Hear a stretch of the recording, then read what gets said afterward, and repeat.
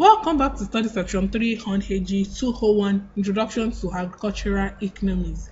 In the previous study section, we discussed the demand and supply analysis, but here we'll be talking about the theory of demand and supply. Introduction. Demand and supply analysis is the study of how buyers and sellers interact to determine transaction prices and quantities. If you remember, we've talked about demand and supply analysis in our previous study section. So, in private enterprise, market economics, which are the chief concern of investment analysts. So, the demand and supply analysis encompasses the most basic set of economic tools, and the theory of the firms deals with the supply of goods and services by profit maximizing firms. So the theory of the consumer and the theory of firm are important because they help us understand the foundations of demand and supply. At the end of this study section, you should be able to define the meaning of demand, and secondly, you should be able to define the theory of supply. Let's talk about this learning outcome one after the other. Demand for a good and services is the quantity the consumer is prepared to buy from the goods and services at a particular price. So demand is a desire backed up with the ability to pay for goods and services in question. Thus, it is not a wish. So we have two types of demand. We have individual demand and market demand. Individual demand is the schedule of amounts of commodity which a person will buy at various possible alternative prices over a particular interval of time. Therefore, demand is a function of time and price, whereas a market demand is a schedule of total amounts that will be purchased by all buyers in a particular commodity market at various possible alternative prices within a particular interval of time, and it is the summation of individual demand schedules. So the law of demand: the quantity demanded of a commodity increases as the price decreases. In other words, the quantity demanded of a commodity decreases as the price of commodity increases. So QD, which is the quantity demanded, is equal to function of 1 over P, where QD is the quantity demanded of the commodity, P is the unit price of the commodity, and QD is an inverse function of a price. So the above expression indicates that quantity demanded of a commodity, which is the QD, is an inverse function of the price of the commodity P. So the demand curve shows the plotting of the prices of the vertical axis against the quantity demanded on the horizontal axis. The demand curve slopes from the left to right, and the slope of the demand curve is negative because when price is inversely related to quantity demanded, when a fall in the price of normal goods makes it less expensive and more is purchased of such good, that is the commodity, while there is a rise in the price of a normal goods, it makes it more expensive and less of it is being purchased. And also, the demand curve is negative because when there is a fall in price, raises the purchasing power or a real income of a consumer, while a rise in price reduces the purchasing power of the consumer. So the following are the factors influencing demand for commodity. We have the price of the commodity, that is, the demand for a commodity increases with the decrease in the price of a commodity, that is ceteris paribus.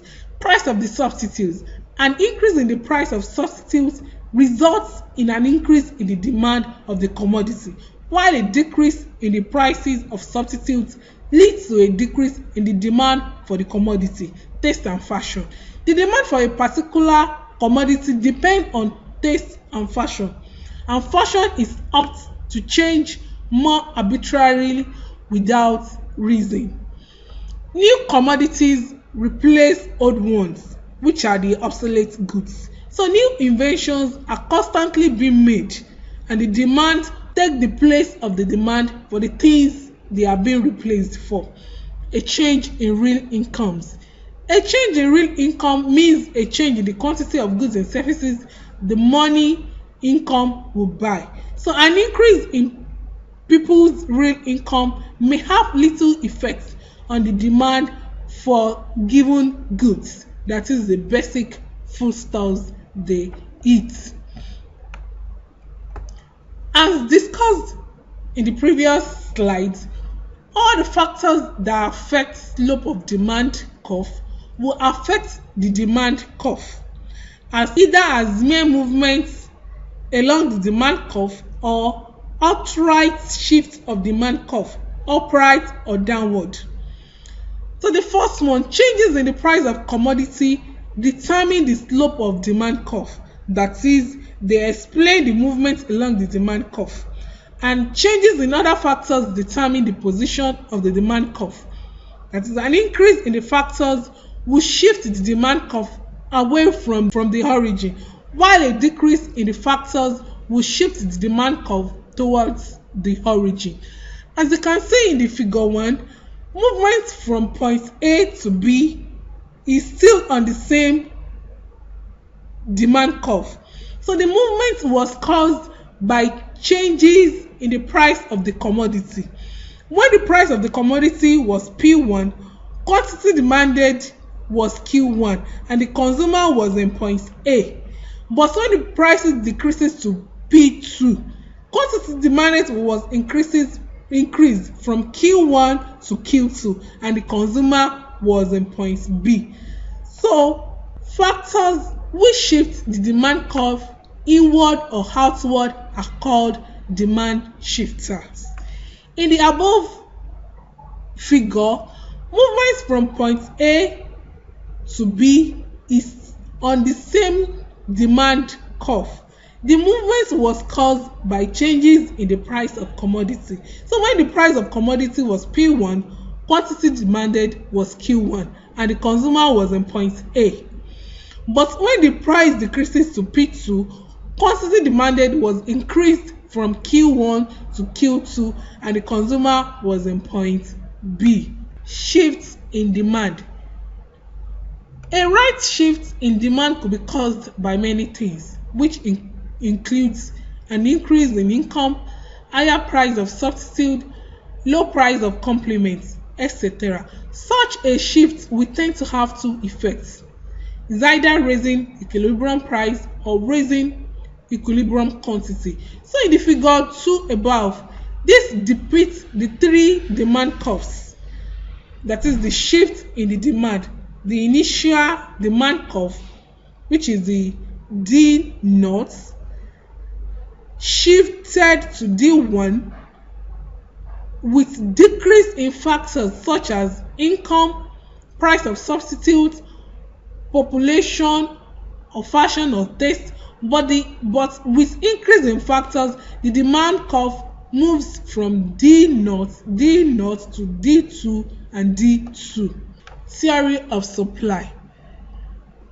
This is the quantity of a commodity that is called forth into markets over a particular period of time by a certain price. So supply depends on ruling price and scarcity. The supply of any commodity is limited because factors for its production have alternative uses. So we also have, there are two types of supply. We have individual and market supply. So individual supply is the schedule of the amounts of any commodity which a seller will bring to the market at various possible alternative prices within a particular interval of time. While a market or aggregate supply is a schedule of total amounts that will be brought to the market by all sellers of a commodity at various possible alternative prices within a particular interval of time. So the law of supply states that the quantity supply of a commodity increases and the price increases. It also implies that the quantity supplied decreases and the price decreases. In other words, the prices and the quantity supplies are directly related. It is also implies that the quantity supplied decreases and the price decreases. Mathematically, it is being expressed as quantity of a commodity supplied to the market is the function of the unit price of the commodity. Supply curve. Supply curve is the plotting of the prices on the vertical axis against the quantity supply on the horizontal axis, as shown in the figure 3.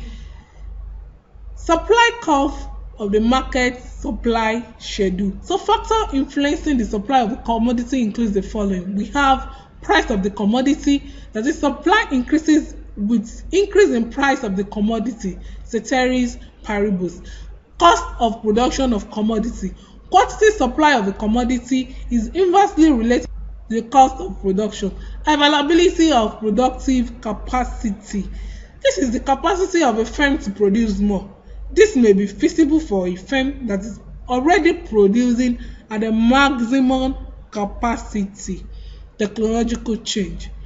Improvements in technological change could also lead to increase in supply.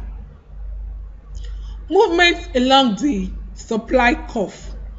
The shift in supply, that is the price of a commodity, determines the shape of the supply curve.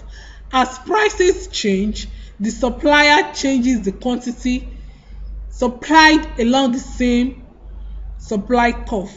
This is the movement along the same supply curve. So the price of a commodity determines the shape of the supply curve.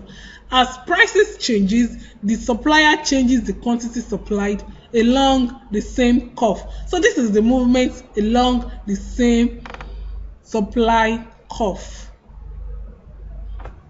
Shift in supply. Changes in the other factors enumerated above determine the position of the supply curve. Any variable that reduces the cost of production of a commodity will result in the increased supply of the commodity, and the supply curve will shift to the right, that is from SS to S1 S1 as given in the figure 5. Any variable that increases the cost of production of a commodity will result in decreased supply of the commodity, and the supply curve will shift to the left hand, that is from SS to S2 S2. We've come to the end of this study section, and I hope you've learned one or two things from this video. Join me for the next study section. Thank you for listening.